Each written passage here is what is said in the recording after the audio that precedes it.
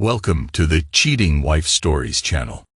There could be additional charges down the line, but for now, Marina Helen Parker, I'm arresting you on suspicion of attempting to liquidate Miranda West Smith. You have the right to remain silent. With that, my wife collapsed. If I'd acted more quickly, I might have been able to catch her before she hit the floor. But I thought the fall wouldn't be as bad as the blow she had tried to land on Mira. So I only made a half-hearted attempt to catch her, which of course, failed. Before I continue, let me give you some background on the key players in this story. I'm Leon Robbie Parker, an accountant, though not the type you'd expect. I grew up in a rough neighborhood where most people ended up in jail or worked in factories. I got lucky. I started out at a carpet factory where it didn't take long for me to break every machine I touched. So they'd moved me to the warehouse. Over time, my ability to organize and handle numbers caught the eye of the owner, Stephen West, who promoted me to the control room. For reasons I can't quite explain, I decided to take an accounting course at a local college, and to my surprise, excelled at it. Impressed by my skills, West moved me to the head office and supported me in becoming a certified accountant. That's when I first met his daughter, Miranda. To be blunt, we didn't hit it off. Miranda wasn't anything like her hard-working father. She was a spoiled princess, constantly pushed up the social ladder by her ambitious mother. Beautiful, in a way that made every man at the office stop what they were doing and stare. And she knew it. She was a classic tease.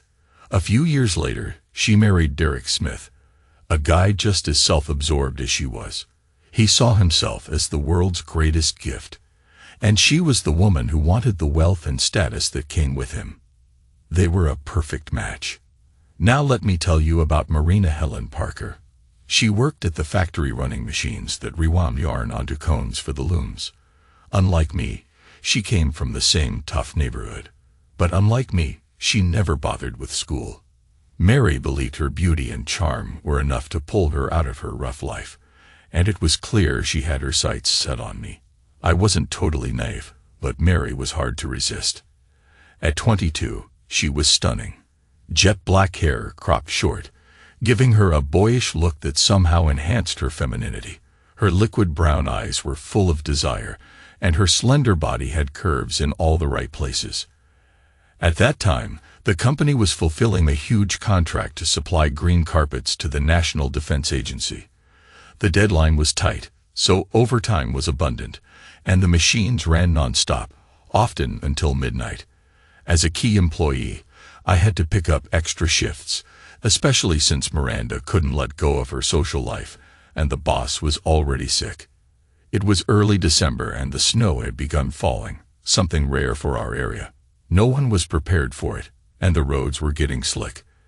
As I left the factory that night, I saw Mary standing alone at the bus stop. I pulled over and asked if she was okay. She told me her ride had backed out because her sister wasn't a good driver in the snow.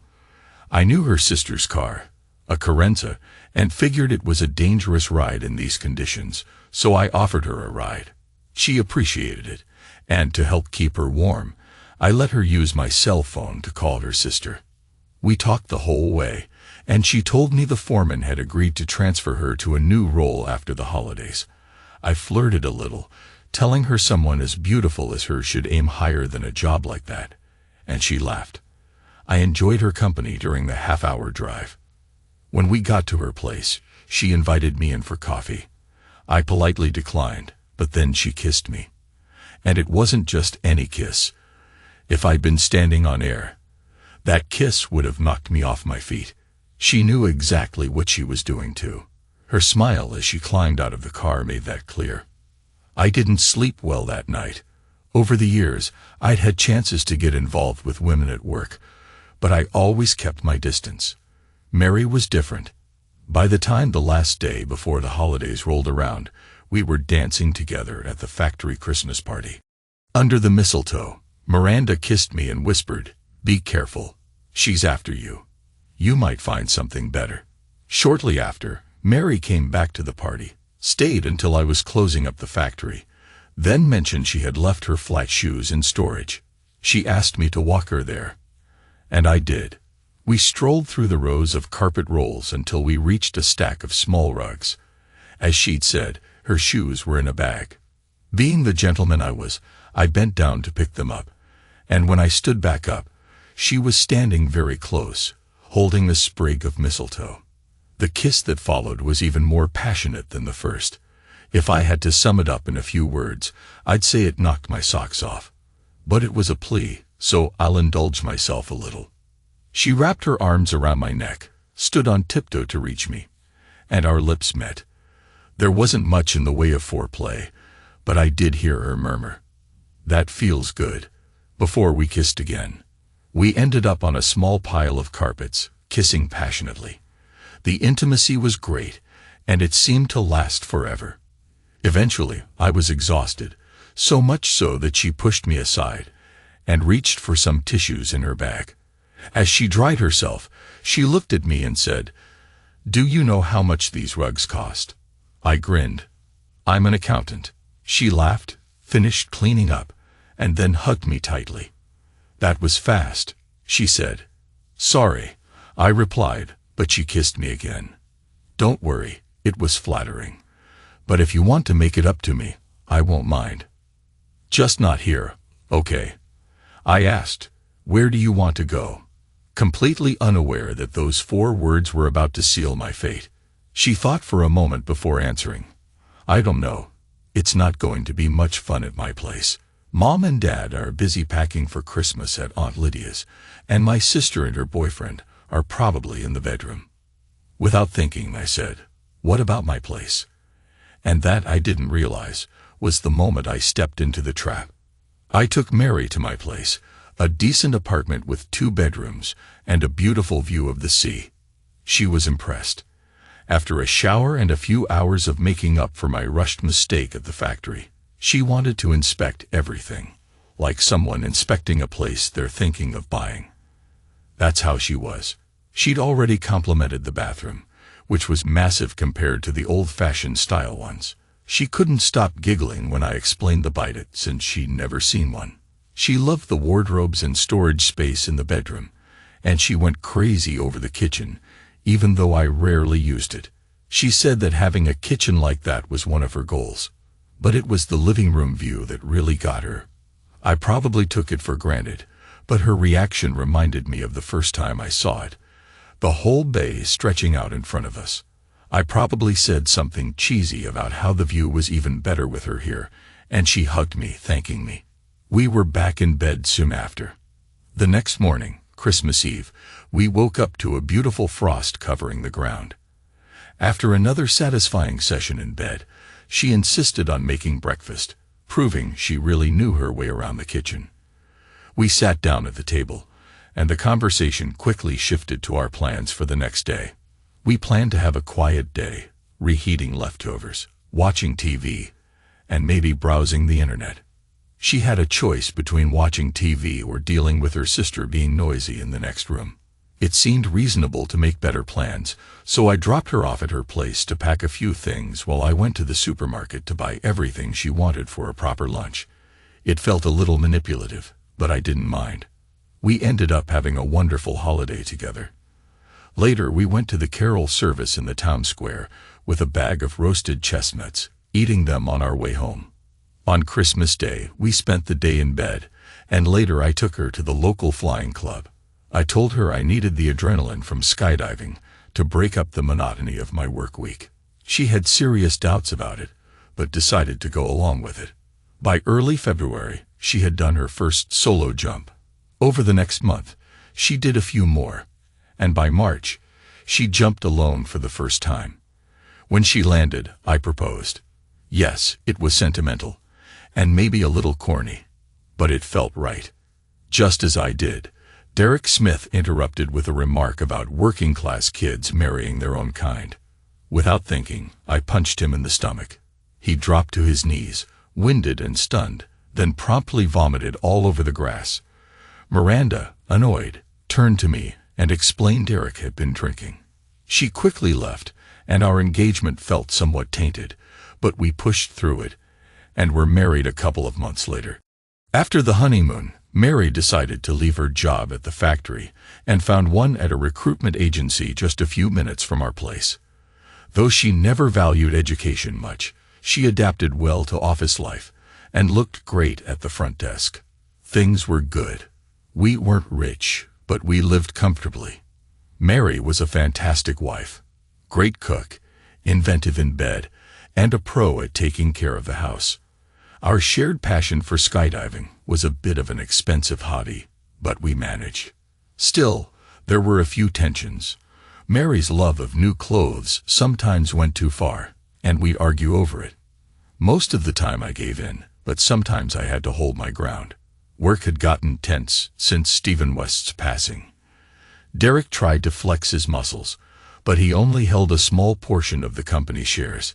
Miranda, who owned most of the company, made it clear that firing me was not an option. She told everyone at the board meeting that I was the one who truly understood the business.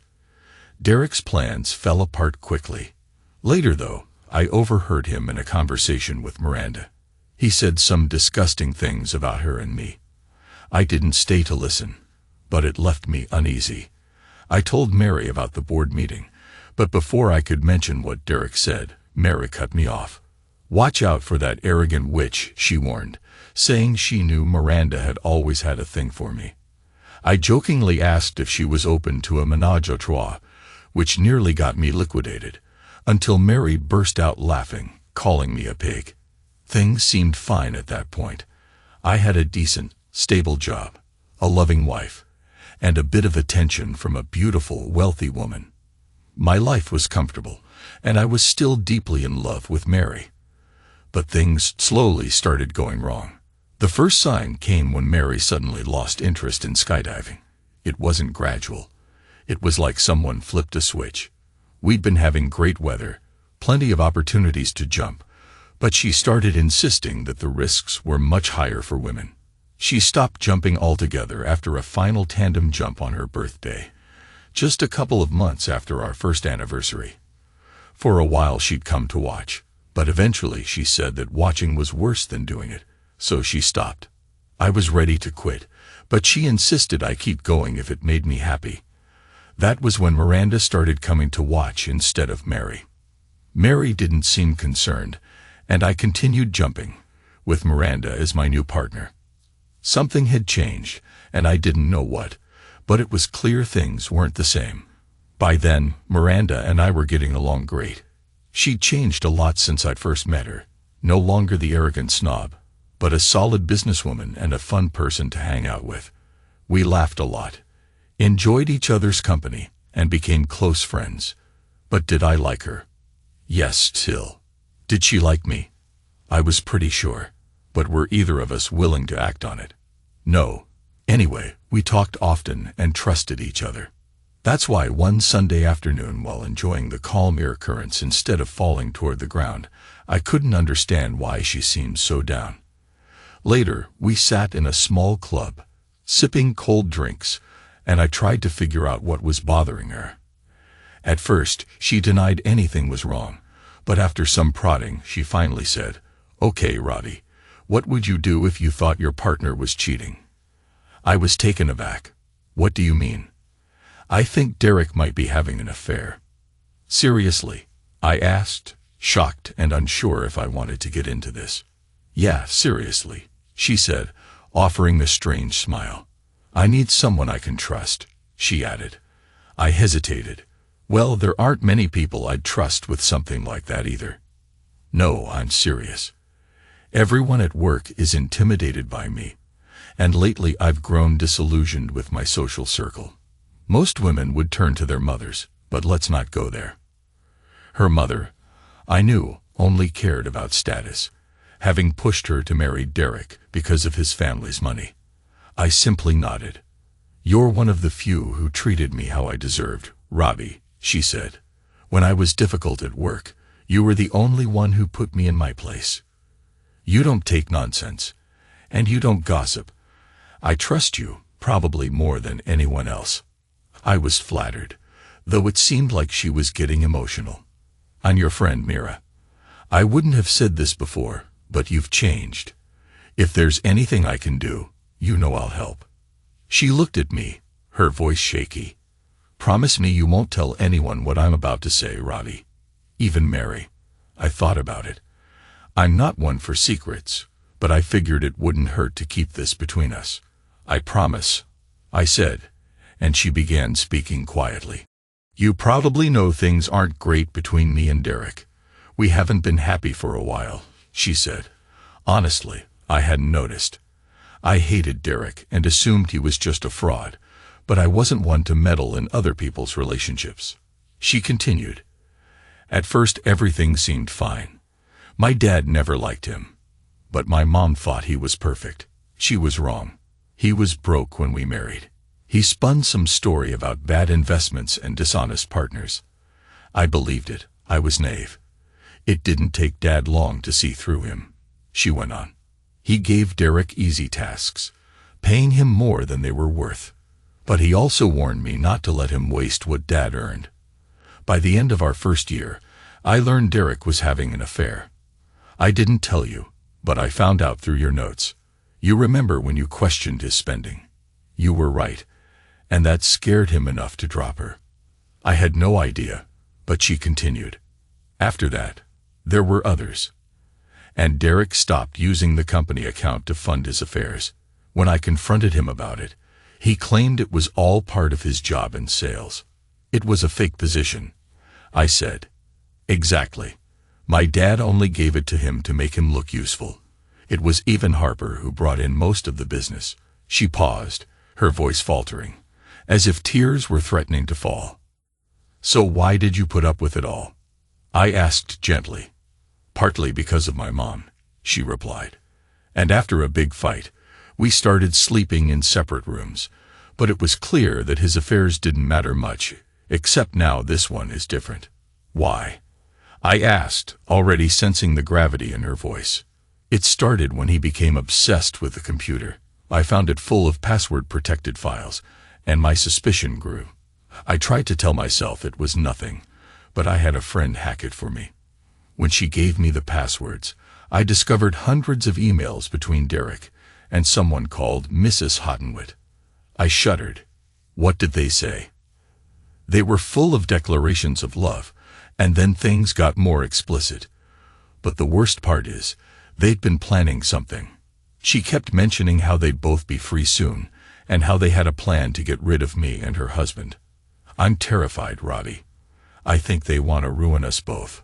"Why not go to the police?" I asked. "Because they'd just call it a game.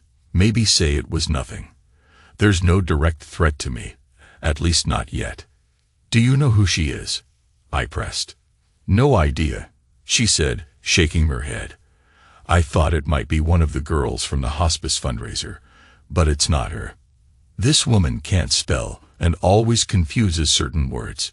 Whoever she is, she's definitely not someone Derek's been careless with." That's when others joined us, and the conversation shifted. I had to leave soon after, and as I said goodbye, I could tell Mira knew I was talking to her. I drove home, lost in thought. If I hadn't promised Miranda, I might have told Mary everything. But truthfully, Mary and I were already going through a rough patch in our relationship. After our first few months together, I discovered a few things about her that bothered me. At first, Mary's flirting didn't bother me too much. It was harmless. She didn't even try. Men were just drawn to her. With one look from her warm brown eyes, they turned into puppy dogs.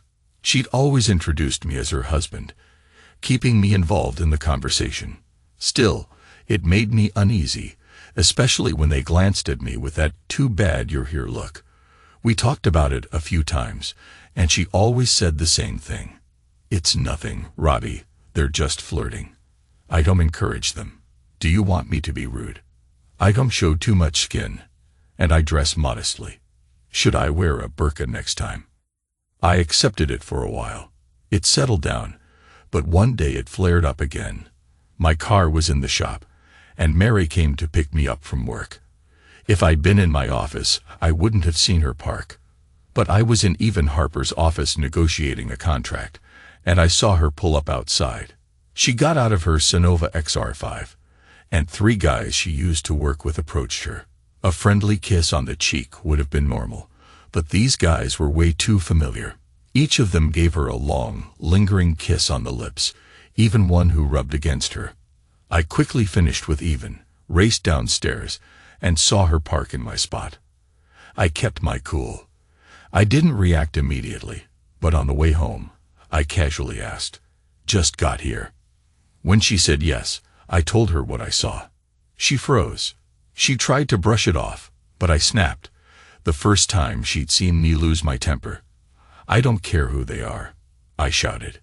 "If I ever see you act like that with anyone again, you'll be out the door, back to your parents, before you can even get your tongue out of his mouth, okay?" It was a tough night with a lot of tears, but I made it clear that I meant what I said. The second issue was in the bedroom. Early on, things were great, new and exciting, exploring each other. But over time, Mary started wanting more. We bought an adult toy online, and she loved it. A few weeks later, she ordered a bigger one, which became part of our routine. I suspected she used it when I wasn't around. Then she started reading explicit stories online, which at first were just normal couples' fantasies. Soon, the stories shifted to infidelity and open relationships. I wasn't comfortable with it, but she insisted they were just stories, nothing more. Eventually, she confessed that they turned her on, and I accepted that. After all, I had my own fantasies too. But then, things got weird. She started pushing, asking if I'd ever want to watch her with someone else or swap partners. I wasn't into it, and when I told her to stop reading those stories, she seemed to get the message. But that didn't stop her. She started buying even more toys and lingerie. She said it was to keep things exciting, so I'd never want an affair. I reluctantly played along, but it felt forced. I tried, but my heart wasn't in it. Then one night, she came to me wearing a leather corset, stockings, boots with a whip and handcuffs in hand. She said, "I'm going to chain you up and give you unforgettable pleasure." I just said no. She kept pushing, but I wasn't having it. I told her I was hungry and went downstairs to order pizza. She screamed at me, calling me controlling, boring, and unadventurous. It became a recurring issue. Whenever we tried to talk about it, it ended the same way. She'd tell me to take what I wanted while she lay back, and I'd just tell her, maybe next time. Despite the passion, I felt something was off. As time went on, I realized if things didn't change, it might be best for both of us to call it quits. I still loved her, but I wasn't sure how much longer we could keep going like this. One evening, Mary was out visiting her mom, so I had some time to think. I thought about what Miranda had told me and felt more certain that we needed to do something. I decided it was time for Mary to call the police about her concerns with Derek, at least to document everything. When I got home, Mary was gone. She'd gone out drinking with her sister. I heated up some food and called her. She was at the pub, and I warned her not to drive. After we hung up, I decided to kill some time on her laptop as mine was still in the car. I browsed for sports scores, then noticed a folder labeled miscellaneous.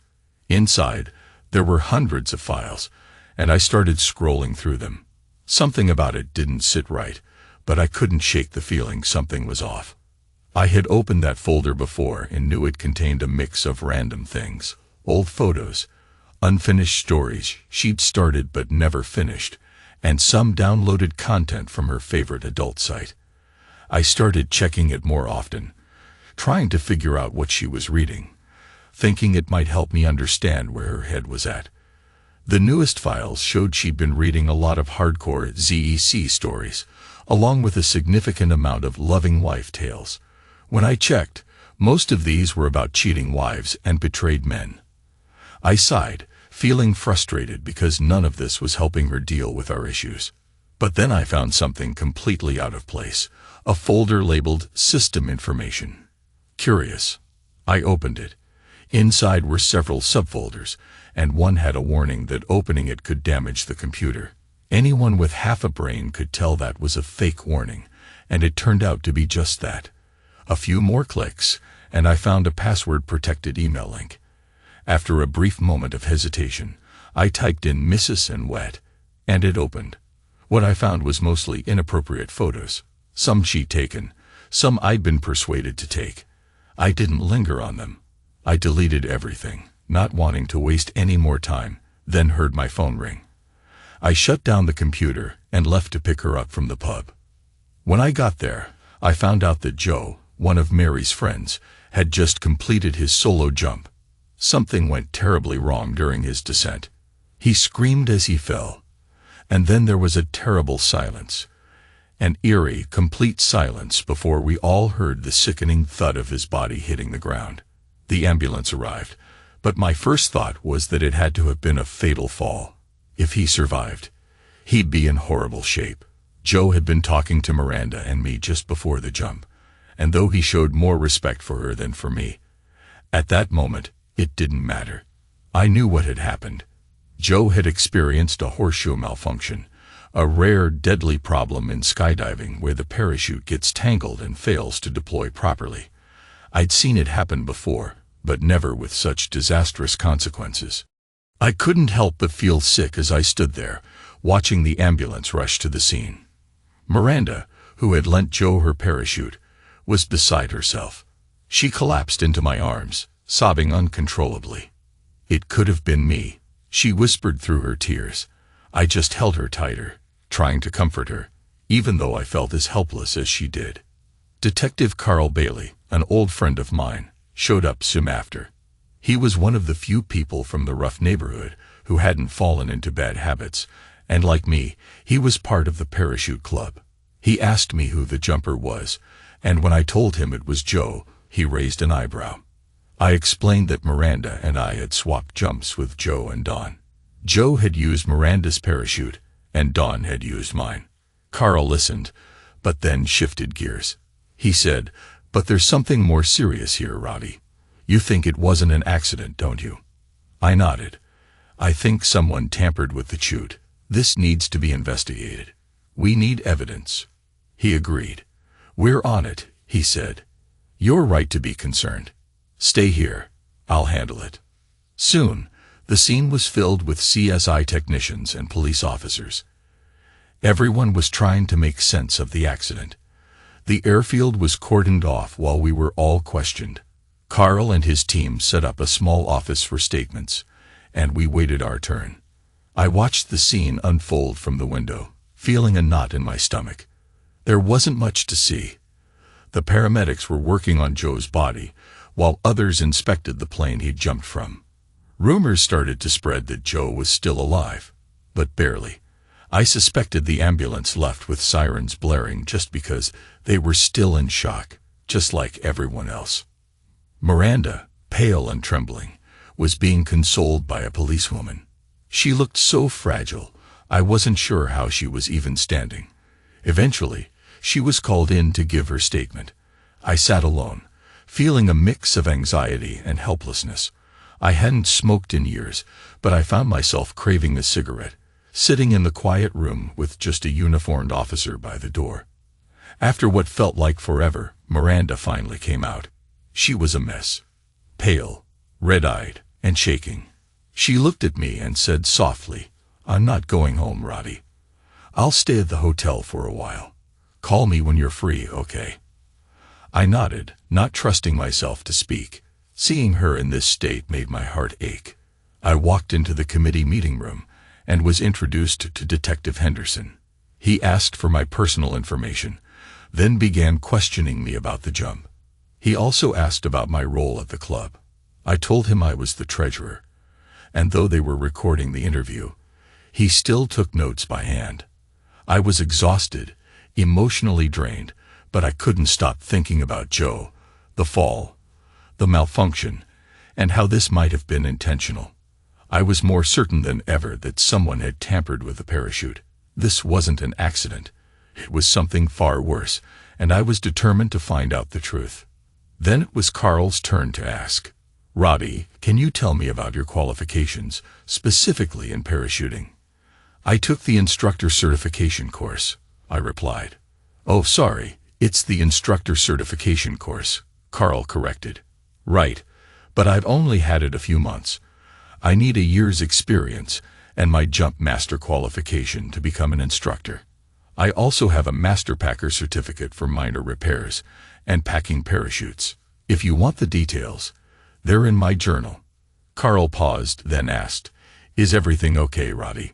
Before I could answer, Inspector Bradley softly asked, "So, Mr. West, does this mean you pack parachutes?" "Sometimes," I said. "The instructor prefers to pack his own, and I always pack mine and my wife's. I packed for Miranda a few times recently." "Did you pack for her today?" Bradley asked, her gaze sharp. "No, she brought it packed. I'm guessing her husband did it. You'll have to ask him. He's qualified, though he stopped coming after getting injured." "Speaking of her husband," Carl began. "We know Roddy," he cut in quickly. "Miranda told us everything. Let's focus on what you saw." I nodded and continued, explaining how I checked the time for my jump and went through my usual checklist: jump height, wind, airspeed, etc. After that, I met Miranda. She said she needed to talk about something personal, but I wasn't sure what. "What personal matter?" Bradley interrupted. "I'm not sure," I said. "We didn't have much privacy, but I have a guess." They didn't push it. I changed the manifest and rescheduled the jump. Miranda and I got sodas and sat down when Joe and Dawn interrupted. They asked to borrow our parachutes. "Are there any guest chutes left?" I asked. There was a corporate event, so they didn't have time to repack. Miranda gave Joe her chute, and I gave Dawn mine, knowing we had plenty of time to repack before the call. "Why wasn't Joe on the static line?" Bradley asked. "He was a Category 3, I said. "He could pull his cord, but he shouldn't have waited that long. You need to be a Category 4 to delay 10 seconds. "He sounds like a sky god," Carl added, and Bradley raised an eyebrow. "A braggart," I said. They asked a few more questions, then suddenly shifted focus. "How well do you know Joe Clark?" Bradley asked. "Well, we're acquaintances. He works at the factory. But I don't know him well," I answered. "So you're his boss?" Bradley asked. "I'm part of the management team, but not his direct boss." After a pause, Bradley asked, "Did you know Joe was having an affair with your wife?" I froze. "What did you say?" She glanced at her notes. "Apparently they dated before and after your wedding. It ended earlier this year. Were you aware?" I couldn't process it. I closed my eyes, trying to calm myself. Carl pushed a water bottle toward me. "Sorry, Robbie, if you didn't know. That's a tough way to find out." "But how? Why would he?" I muttered, still in shock. "Don't worry," Carl reassured me. "I'm surprised you didn't know. He bragged to his coworkers, saying his job was safe because—" "Why?" I cut in. "He said you knew and didn't care because he could meet her needs in ways you couldn't." "This is ridiculous," I exploded, knocking over my chair. "It's not true." "Please sit down, Mr. Parker," Bradley said, pulling up a chair for me. I fell back into it, still stunned. They asked about Mary's past, but I didn't have much to say. What mattered was our present, not her past. I didn't doubt their story, though I didn't want to believe it. The pity on their faces made me fall silent. Bradley spoke again. "We have good reason to ask. A man who was your wife's lover just fell from 1,200 meters, possibly due to a parachute malfunction, one that belonged to your good friend." I froze, realizing what he was implying. "I didn't pack it," I said quickly, "and I haven't touched it since Miranda got here. He was with her the whole time." "Did she take it with her to the bathroom?" Bradley pressed. "No, I didn't do it. Other people saw her. She was only gone a minute." "It's okay, Robbie," Carl said, trying to calm me. "We're just asking." Bradley kept pressing. "Why did you think it wasn't an accident?" I told them about the emails Miranda had seen and how I'd suggested she contact the police, though I wasn't sure if she had. I also explained Derek's financial situation. What would Derek's position be if Mrs. West Smith were involved in this incident? Bradley asked. I'm not sure, I answered cautiously. Why not? Bradley pressed. I don't know if Mira made a will, I replied. Let's assume she didn't, Bradley said. Then he'd be very rich, I said. Between the factory, the 3 successful carpet stores, and her father's investments, he'd inherit it all. After I gave them an estimate, Bradley looked surprised. We moved on to questions about Derek. I didn't hide my disdain for the man, even sharing the story about punching him. Eventually, the interrogation wrapped up. The light outside was fading, and they asked me to return to the station the next morning with other witnesses. As I stood, Bradley added, "One more thing, Mr. Parker."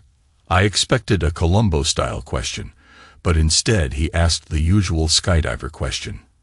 How can a rational person jump out of a perfectly good plane? Because the door's open, I replied. The investigation continued. As Carl said, Inspector Bradley was thorough and never rushed. A lot of suspicion fell on Miranda and me after the parachute data card was found, and it appeared to show that I had repacked it recently, just before she went home. The signature on it was mine. Miranda's husband, Derek, confirmed that I usually packed her parachute and hadn't done it in weeks. He then suggested that Miranda and I were having an affair and that she had blackmailed me into divorcing Mary.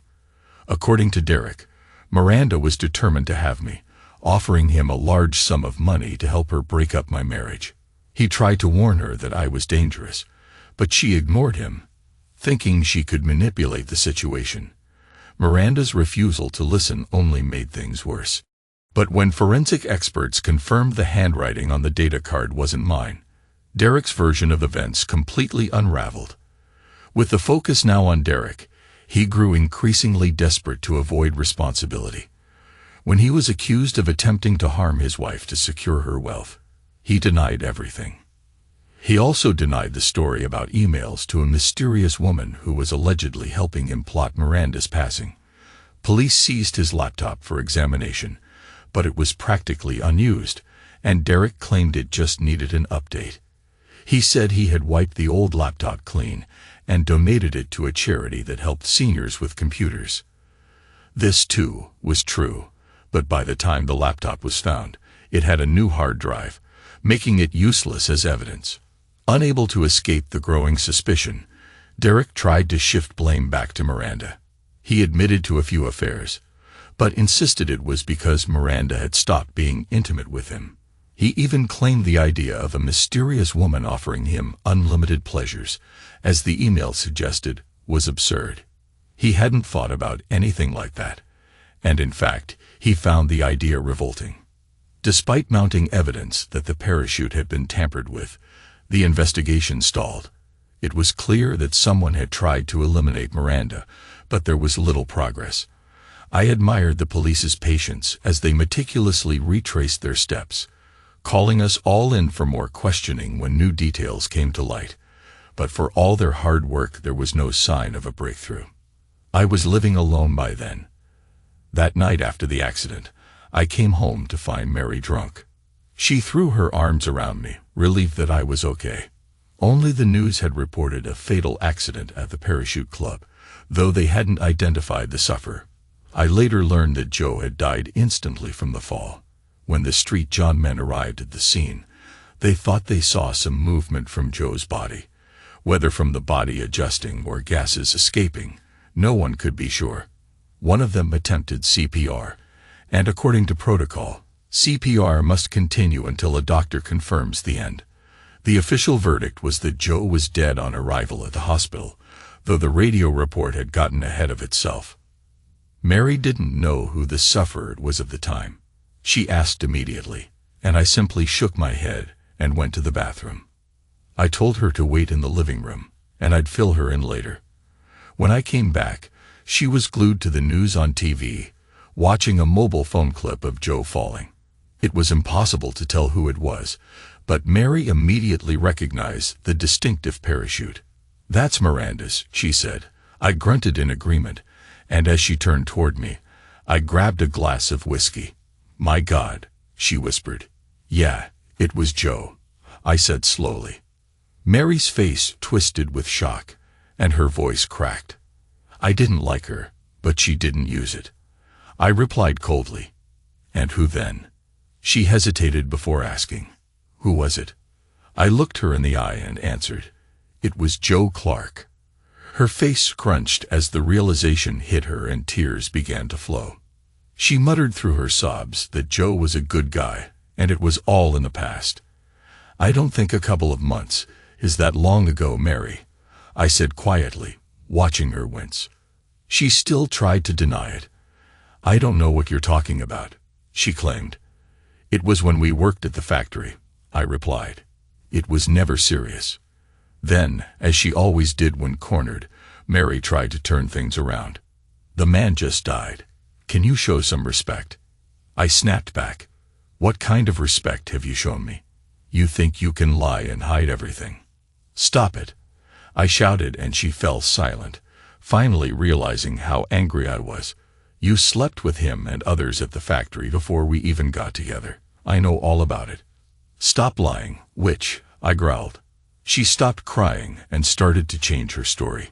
She spoke about respecting the deceased, claiming that she had always loved me, and if I'd just been more confident in bed, she never would have gone back to Joe.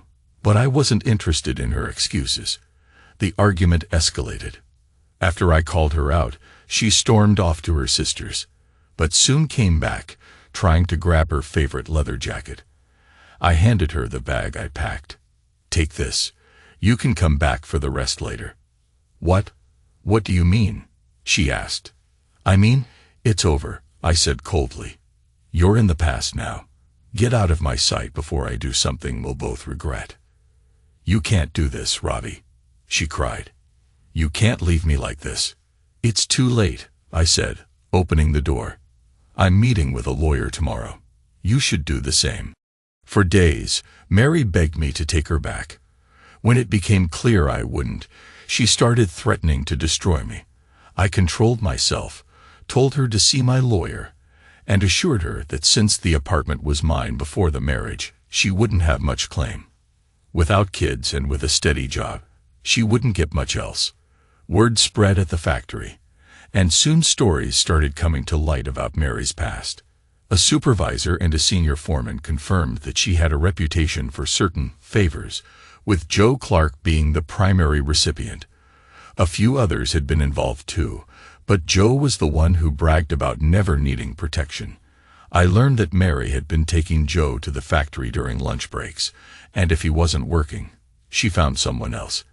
It seemed everyone at the factory thought I was a fool for marrying her, though they kept quiet. I couldn't do anything about it, but I kept those details in my mind. Finally, after relentless work from the police, everything started to fall into place. They asked to check all the computers in the house. I handed over 2 identical laptops I had bought for us, surprised they hadn't done this sooner. After 10 days of inspection, they called me in again. That Wednesday, Detective Sergeant Carl Bailey asked me to bring Miranda to the station. We arrived, and to my surprise, Mary was already there. We were told we were there to assist with the investigation, and were informed we had the right to bring a lawyer if we wanted. None of us did. The police set up the 2 laptops in front of me, asking me to identify which one was mine. It was easy. Mine had some minor scratches, including a noticeable chip on the corner from when I dropped it. I explained this without hesitation, confident in my answer. The next question was whether I'd ever used Mary's laptop. I admitted I had, but only occasionally. Sometimes I'd leave my laptop in the car, so I'd use Mary's if she wasn't on it. Just to check the news or sports scores, I explained. Inspector Bradley asked, but not for emails. No, I always use mine for that. We shared a shopping email address, but my personal one was only on my laptop for club messages or buying gifts. The officers exchanged a look and said I could leave if I wanted, but I decided to stay. I'd prefer to stay and support Mrs. West Smith, I said. She's a bit shaken. Mary scoffed, but I ignored it. The officers agreed, but I had to sit farther away and not speak. I moved to a different chair. Bradley handed Miranda a stack of papers. Mira seemed detached. Mary fidgeted, clearly wanting a cigarette. I remembered the cost of cleaning my apartment after Mary's last smoke. Bradley addressed Miranda softly. "Please read these, Mrs. West Smith, and let us know if you recognize anything. Take your time."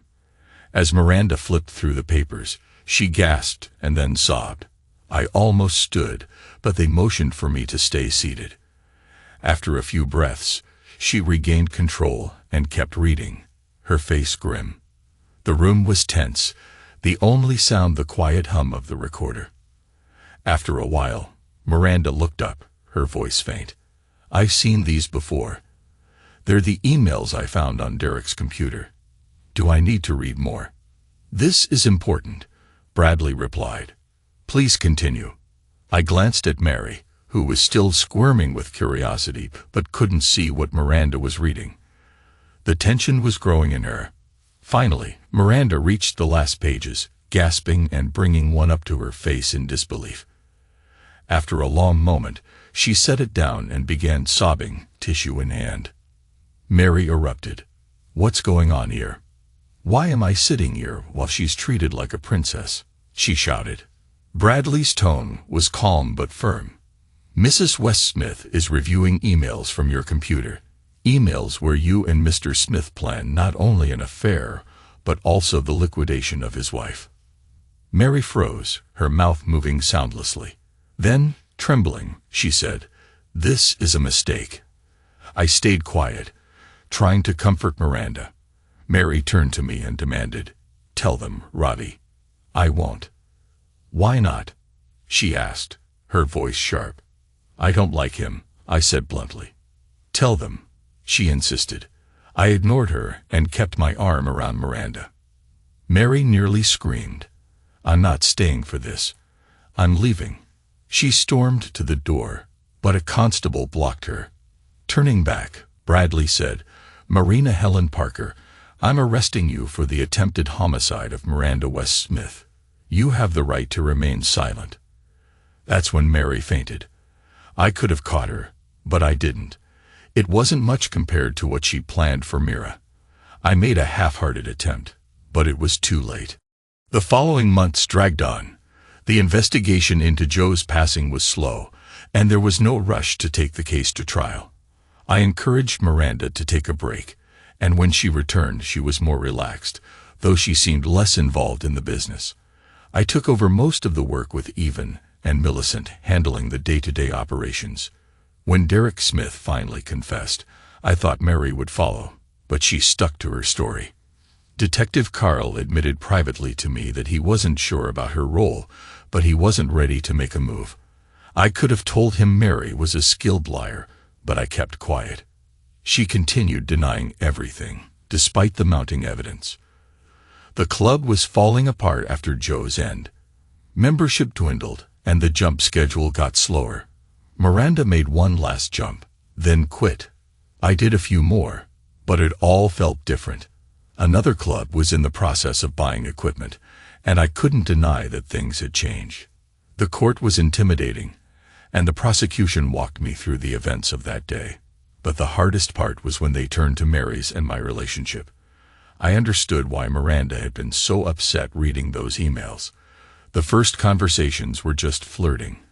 Anonymous online chats that many people probably engage in for arousal. At first, they used fake names like Mistress Hot and Wet, talking to Bull G. The exchanges were about sexual fantasies they wanted to explore, but their real-life partners were reluctant.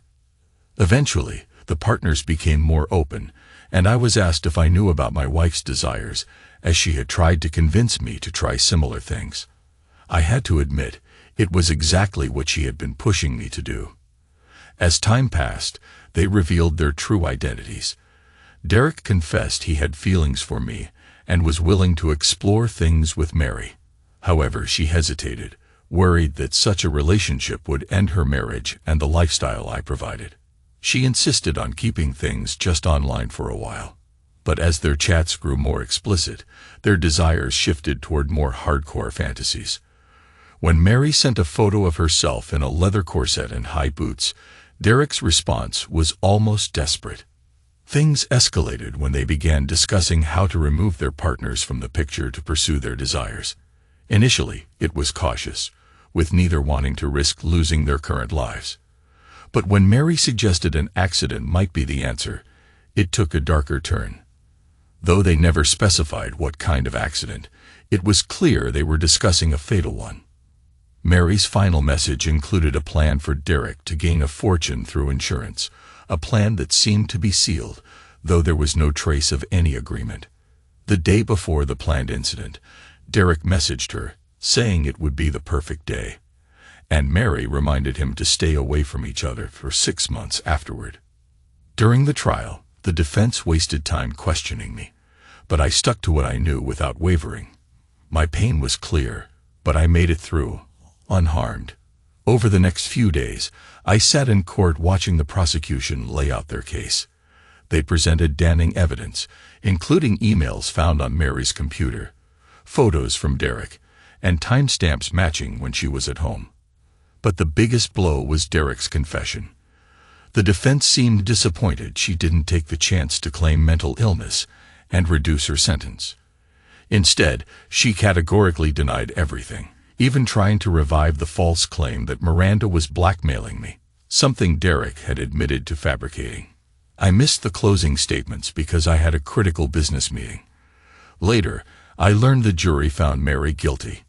In Elvington, a life sentence is mandatory for liquidation, and because she had planned it for financial gain, she received a 30-year minimum. Mary fainted when the sentence was announced, and days later, she became hysterical. But I wasn't there to see it. I had already told her that our relationship was over. A few months later, I was sitting on a terrace in Brissac, Brescia, enjoying the view of Lake de Caravan, when Mark Haley, now a detective chief inspector, called me. We hadn't seen each other in nearly 8 years, but he was in Merivin on an investigation and wanted to catch up. I invited him to dinner, and we spent the evening talking about home and family. Luke asked about my life now, and I told him that Miranda and I had grown closer after the trial. It wasn't instant. It took nearly a year before we admitted there were real feelings between us. We had both been hurt before, so we were cautious. Slowly, we built something genuine.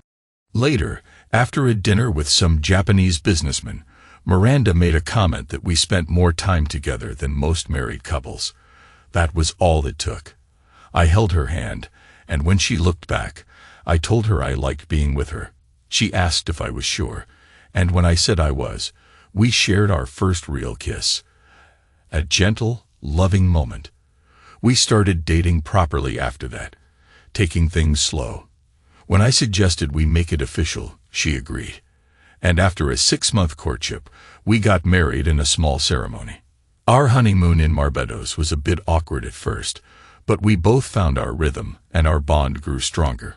We talked openly about our past and the memories of what had happened, especially concerning Derek and Mary's disturbing letters. We worked through it all, establishing what we enjoyed and what we never wanted to revisit. At dinner, I told Carl that our relationship had been slow and steady, and we were more in love than ever. He smiled and asked about my past partners, but I shrugged it off. They were history.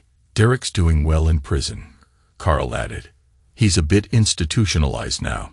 He's still bitter at Mary, though, and claims it was all her idea. He's upset that she's never taken responsibility. He might be up for parole soon, but I'm not sure he'll want it. I tried to interrupt, but Carl pressed on. Mary's situation is different. She had a breakdown and still denies any role in Miranda's near end. Psychologists think it's a deep denial, possibly linked to bipolar disorder. Some even suggest she has multiple personalities, and the dominant one erased memories of her actions. This means she's unlikely to get out soon. She knows admitting guilt might help, but she refuses to. That leaves us with a big question, doesn't it, Roddy? Carl paused and took another sip. What question? I asked, trying to stay casual. Carl set his glass down slowly, locking eyes with me. How did you do it, Roddy? I frowned, caught off guard. I'm sorry, what? Carl smiled slightly. I'm a cop. I may not be a detective genius, but I'm good at what I do. I take my time, and I don't like sending the wrong person to jail." He leaned in. "Remember Mr. Kelsey?" I nodded. Well, he was all about results, quick and flashy, especially with high-profile cases. It probably got him promoted. Me? I'll never go higher than I am. But listen, Robbie, I've been chewing on something for years. When we first investigated, I felt sorry for you. You seemed clueless, like the poor husband who had no idea his wife was cheating. But I began to see it differently. You knew, didn't you? I nodded. Yes, I knew. That's why I got her the job away from the factory, hoping it would stop. But I knew it didn't. Carl's eyes narrowed. You're good, Robbie. Over time, I saw you slowly drawing Miranda in, showing her you were a better choice than her husband. A lot of guys would have just had an affair with her or used her to replace Mary. But you had bigger plans. I was silent, letting him continue. See, he said, you come from a working-class background, just like me. You resented your roots. You made your money and climbed up, but you lost respect because of Mary and her lovers. But the real target was Derek, wasn't it? I kept a neutral face, but Carl wasn't done. What bothered me most was how Derek was convinced to go along with the plan. I knew something didn't add up, so I stalled the investigation. Kelsey hated that, of course, and kicked me out. Carl paused, then continued. It wasn't until later, when Mary still denied the letters, that I started wondering if she was the one who sent them. That's when a new thought struck me. He leaned forward. Knowing Mary, I figured she wouldn't have orchestrated something like this alone. It needed someone cold, someone calculating. Not her.